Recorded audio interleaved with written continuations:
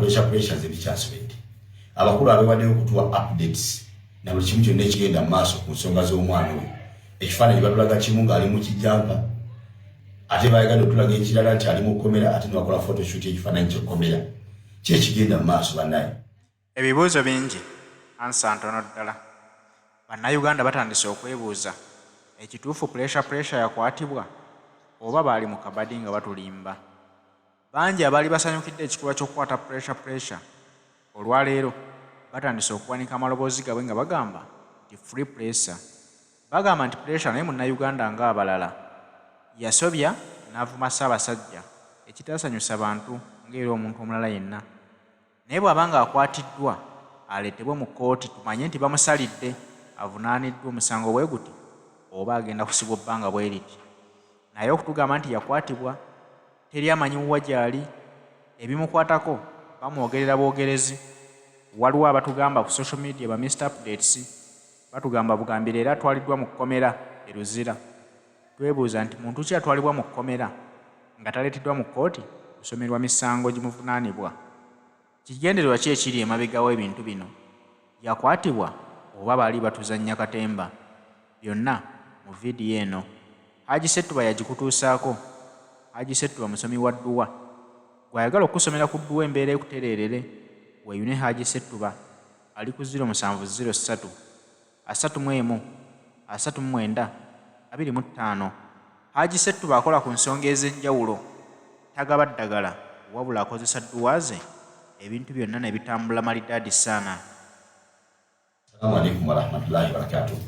Ebikwata okumwana pressure ze bikyasubedde abakulu abewaddeyo okutuwa updates na buli kimu kyonna ekigenda mu maaso ku nsonga z'omwana we ekifaananyi batulaga kimu ng'ali mu kijampa ate bayagadde otulaga ekirala nti ali mu kkomera ate nebakola photoshoot ekifaananyi kyekkomera ki ekigenda mu maaso bannaye. Ffe tuli wano tulindidde mawulire twagala kufollowinga nsonga za muvubuka oyo mpaka gye zinaggweera. Ani abadde atuma omuvubuka oyo okumanyira n'okutyobola kabaka twagala bitegeera naye bwe muba mutandisa totubuzaabuza mutandise tukwazi photoshoot twate tutegeera kigenda mu maaso oba kitegeera. Interview gye nalabye nga babuuza omwami Frank Abaho engeri pressure gyakwatibwamu naye bwe yadde annyonnyola engeri pressure gyakwatibwamu yakubye ne disclaimer nga bw'ogenda okulaba mu vidiyo eyo. Mulabako pressure akwatibwa atya? Full figure yenga ye kyangamba agamba bamukwatidde mukono. Waliwo abadde bagamba bamusanze n'omuwala gabuuziza full figure n'agamba ebyo balimba bo bamukwatidde mukono. Ekyo kyangambye kuba gye bamukwatidde saabaddeyo. Naye wasobodde okumanya ebyabaddeyo. So tebamukutte na muwala yenna? Tebamukutte na muwala yenna. Era tebamukwatidde kisaasi, bamukwatidde mukono. Yes, full figure ngamba mukono. Bw'atyo bwe yangambye. Bamukutte bamulondodde nga bakozesa simu oba kiri bwe bate simu ze namba ze zonna yali yaziggyako. Kino by the way kino njagala kiwe abantu ekyokuyiga. Gavumenti b'ekitongole kye bayita CMI n'obujjako essimu bakunoonya. Gayi yajjako enamba ze zonna. Juzi nga wabaddewo akavuyo. Naye nkwata gye bamukutemu nze naawe teri asobola kitegeera. Naye nga yali yajjako amasimu. Masimu ge gonna yadde yagaggyeko. Naye nkulaga ssaawa zino CMI emuyina. Ate nno nnyina ebibuuzo bingi oluvannyuma okumalooka vidiyo y'omukubi oyo. Naye ekibuuzo kyange kisookera ddala neebuuza.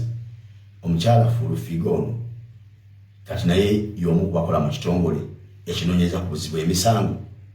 Olw'ensonga nti updates zonna ezijja ezogera ku kukwatibwa kwa pressure buli aleeta amawulire agamba agajje ku Furufiga.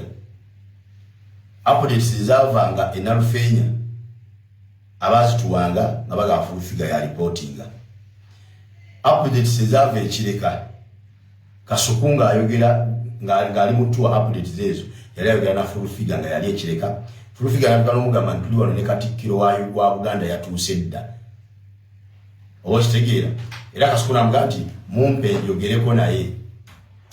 N'amuwa omusajja ku ssimu gweyogera naye omusajja ne yeegala n'agamba sinze Katikkiro ono omukyala akulimba. Oba kitegeera. Kati ne Frank Abaho buyo bamubuuzizza pressure yakwatibwa atya. Agambye nti Furufiga yaŋŋamba nti baamukwatira mukono. Ono navuga nti ate abala batugamba nti baamukwatira kisaasi ng'ali n'omuwala. n'agamba nti Full Figure yagamba ebyo bikyamu bamukwatira mukono.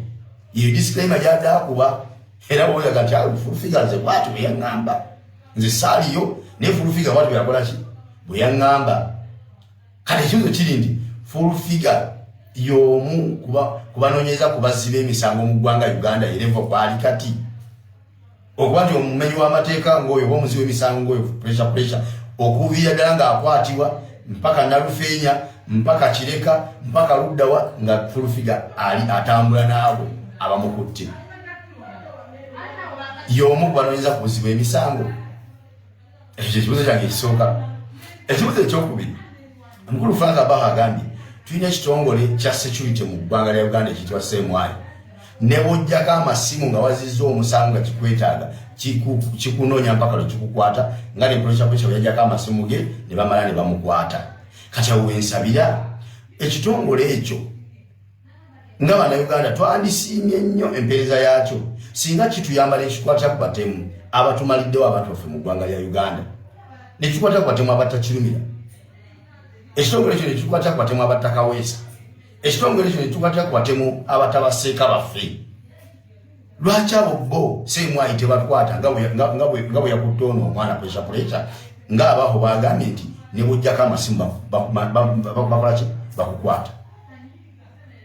Ekyokubiri tulina abantu baffe abaabula 18 balamba abavirako n'oludda lulamba olwa Parliament okuyimiriza entuula zaabwe zonna okuzira Parliament olw'okubula kw'Abannayuganda abo 18. Lwaki CMI tetuyambako kunoonyereza ku bantu abo oba gye baabulira ne bakomyawo? Etuyambe eveeyo enoonyeze ku bantu abo abaabula etubuulire ekituufu bali luddawa, kubanga Omukulu Frank Abaha atulaze nti ekitongole ekyo egugwe mulimu gwakyo gwe kikola. Tusaba ekitongole ekyo oba Frank Abaha ogwono tuyambe otusizeeyo message yaffe eno munnange batuyambe batunyeze ku bantu 18 abaabula famire zaabwe zibeetaaga.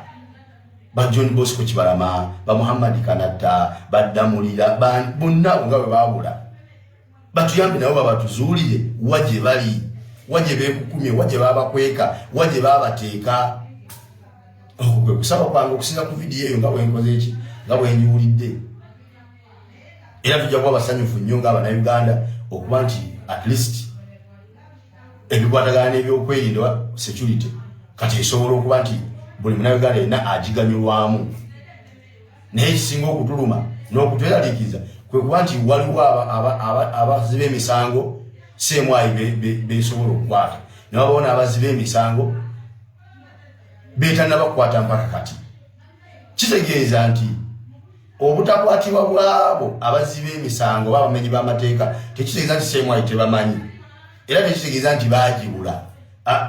Wabula yo yennyini eba teyagadde bakwata olw'ebigendera byaffe byetakola ki byetutamanyi, kubanga kiraga nti erina obusobozi obukwata abamenyi b'amateeka bonna we baba bali.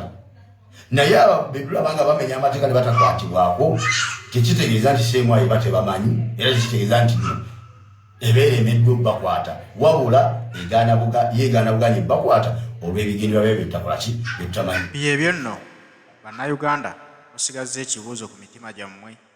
Buli omu lowooza nnyo tekubigenda mu maaso ekituufu pressure yakwatibwa. Bw'aba yakwatibwa ali luddawa? Bamukwese lwaki? Wamaanyi nnyo mu ggwanga nti tasanya kuleetebwa mu public ensi mulaba na kutegeera ki kimuvunaanisa? Oba abamukweka be baali bamutuma okukola ebikolobero bino?